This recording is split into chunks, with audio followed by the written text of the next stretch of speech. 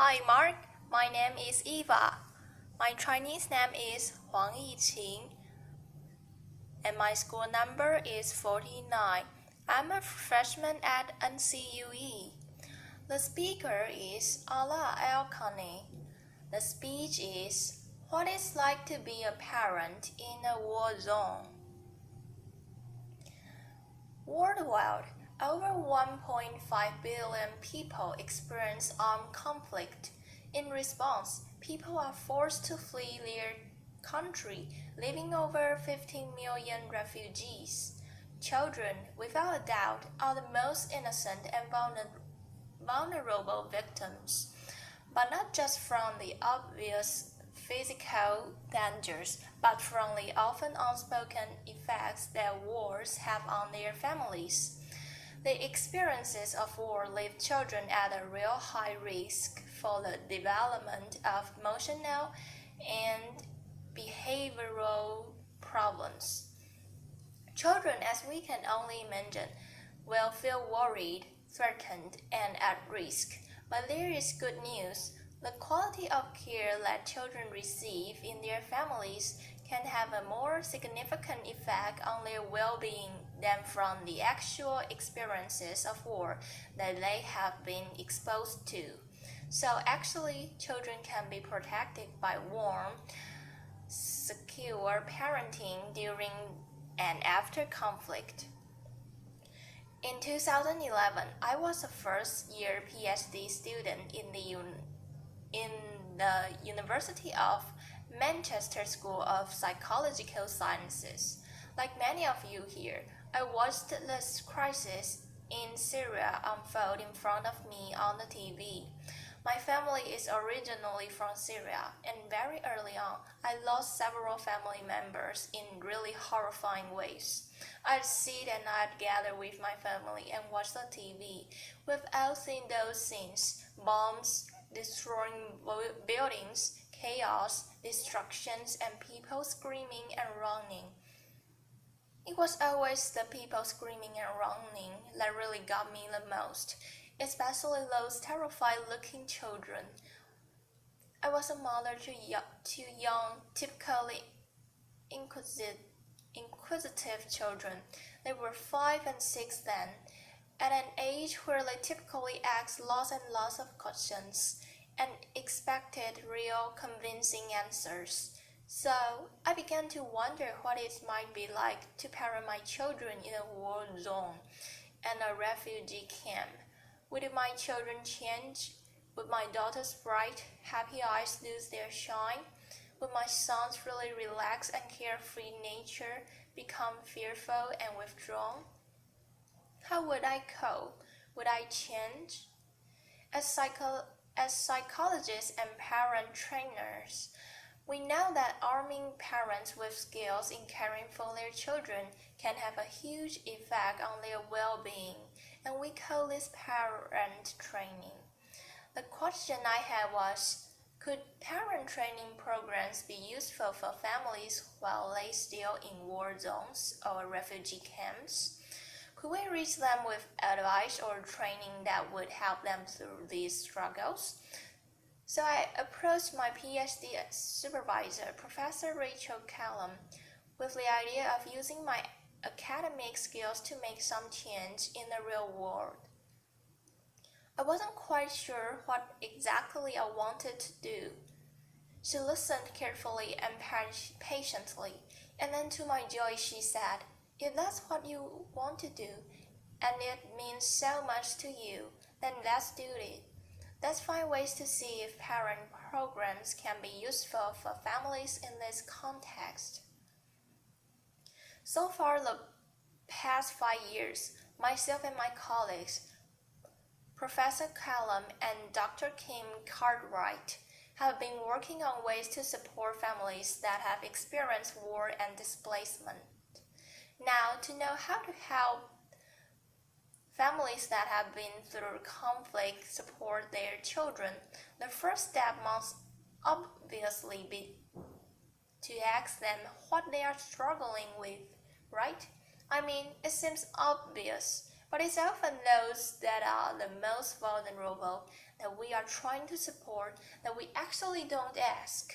How many times have we just assumed we know exactly the right thing that's going to help someone or something without actually asking them first? So I traveled to refugee camps in Syria and in Turkey, and I sat with families and I listened. I listened to their parenting challenges, I listened to their parenting struggles, and I listened to their call for help. And sometimes that we and sometimes that was just paused, as all I could do was hold hands with them and just join them in silent crying and prayer. They told me about their struggles. They told me about the rough, harsh refugee camp conditions that made it hard to focus on anything but practical chores like collecting clean water. They told me how they watched their children withdraw, the sadness, depression, anger, bedwetting, thumb sucking, fear of loud noises, fear of nightmares, terrifying, terrifying nightmares. These families had been through what we had been watching on the TV. The mothers, almost half of them were now widows of war, or didn't even know if their husbands were dead or alive. Describe how they felt when they were coping so badly. They watched their children change, and they had no idea how to help them. They didn't know how to answer their children's questions. What I found incredibly astonishing and so motivational was that these families were so motivated to support their children. Despite all these challenges they faced, they were trying to help their children. They were making attempts to seeking support from NGO workers, from refugee camp teachers, professional medics, other parents. One mother I met had only been in a camp for 4 days and had already made 2 attempts to seeking support for her 8-year-old daughter who was having terrifying nightmares. But sadly, these attempts are almost always useless. Refugee camp doctors, when available, are almost always too busy or don't have the knowledge or the time for basic parenting supports. Refugee camp teachers and other parents are just like them, part of a new refugee community who's struggling with new needs. So then we began to think, how could we help these families? The families were struggling with things much bigger than they could cope with. The Syrian crisis made it clear how incredibly impossible it would be to reach families on an individual level. How else could we help them? How will we reach families at a population level, and those costs in these terrifying, terrifying times? After hours of speaking to NGO workers, one suggested a fantastic, innovative idea of distributing parenting information leaflets via bread wrappers. Bread wrappers that were being delivered to families in a conflict zone in Syria by humanitarian workers. So that's what we did. The bread wrappers haven't changed at all in their appearance, except for the addition of 2 pieces of paper. One was a parenting information leaflet that had basic advice and information that normalized to the parent what they might be experiencing and what their child might be experiencing, and information on how they could support themselves and their children, such as information like spending time talking to your child, showing them more affection, being more patient with your child, talking to your children. The other piece of paper was a feedback questionnaire. And of course, there was a pen. So is this simply leaflet distribution, or is this actually a possible means of delivering psychological first aid that provides warm, secure, loving parenting? We managed to distribute 3,000 of these in just 1 week. What was incredible was we had a 60% response rate. 60% of the 3,000 families responded. I don't know how many researchers we have here today, but that kind of response rate is fantastic. To have that in Manchester would be a huge achievement, that alone in the conflict zone in Syria, really highlighting how important these kinds of messages were to families. I remember how excited and eager we were for the return of the questionnaires. The families had left hundreds of messages, most incredibly positive and encouraging. But my favorite has got to be thank you for not forgetting about us and our children. This really illustrates the potential means of the delivery of psychological first aid to families and the return of feedback too. Just imagine replicating this using other means. Uh, just imagine replicating this using other means such as baby milk distribution or female hygiene kits or even food-based kits. But let's bring this closer to home because the refugee crisis is one of that is having an effect on every single one of us. We are bombarded with images daily of statistics and of photos, and that's not surprising because by last month, over 1 million refugees had reached Europe. 1 million refugees are joining our communities, they're becoming our neighbors. Their children are attending our children's schools. So we've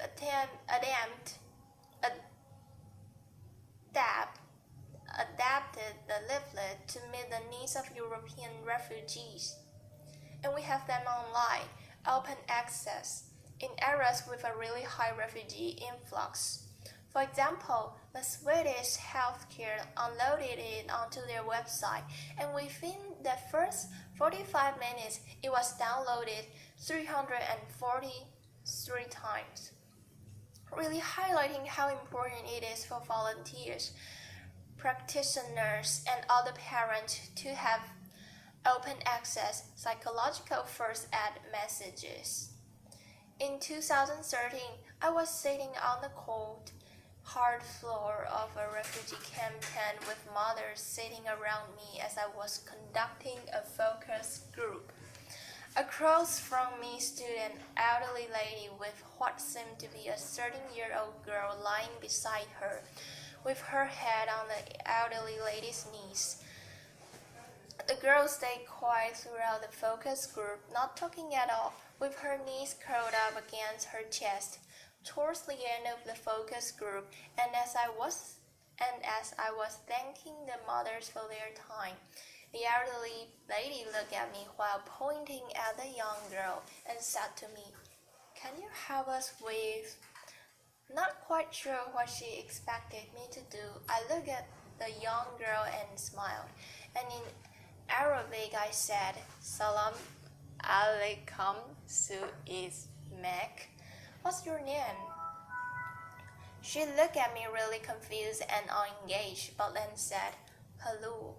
Hello is a past name for the Arabic female name, Hala, and it's only really used to refer to really young girls. At that point, I realized that actually Hala was probably much older than 13.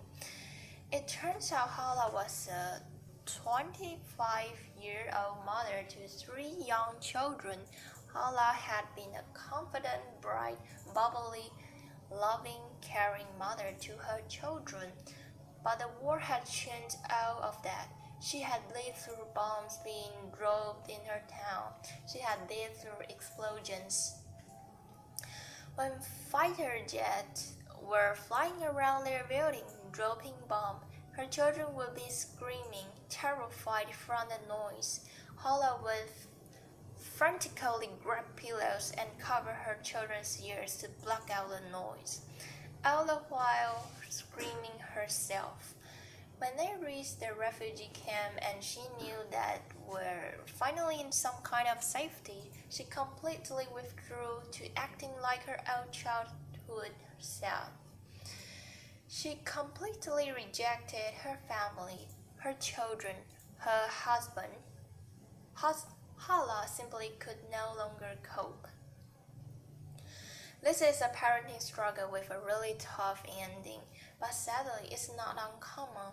Those who experience armed conflict and displacement will face serious emotional struggles, and that's something we can all relate to. If you have been through a devastating time in your life, if you have lost someone or something you really care about, how would you continue to cope? Could you still be able to care for yourself and for your family? Given that the first years of a child's life are crucial for healthy physical and emotional development, and that 1.5 billion people are experiencing armed conflict, many of whom are now joining our communities, we cannot afford to turn a blind eye to the needs of those who are experiencing war and displacement.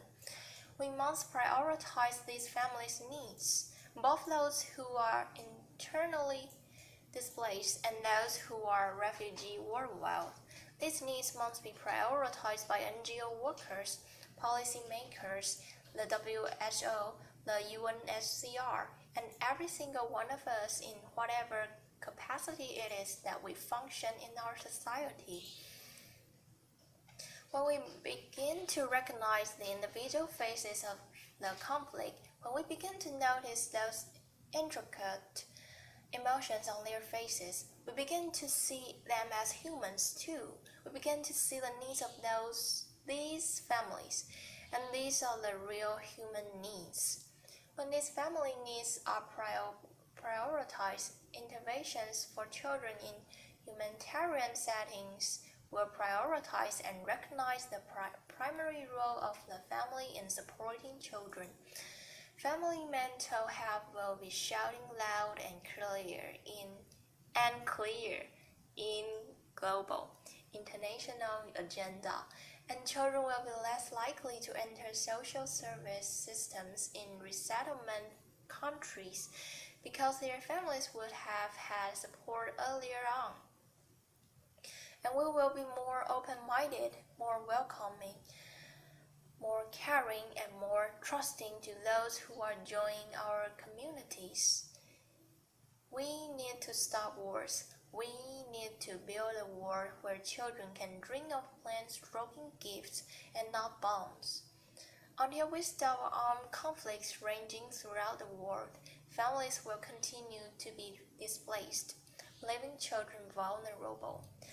But by improving parenting and caregiver support, it may be possible to weaken the links between war and psychological difficulties in children and their families. Thank you. Applause.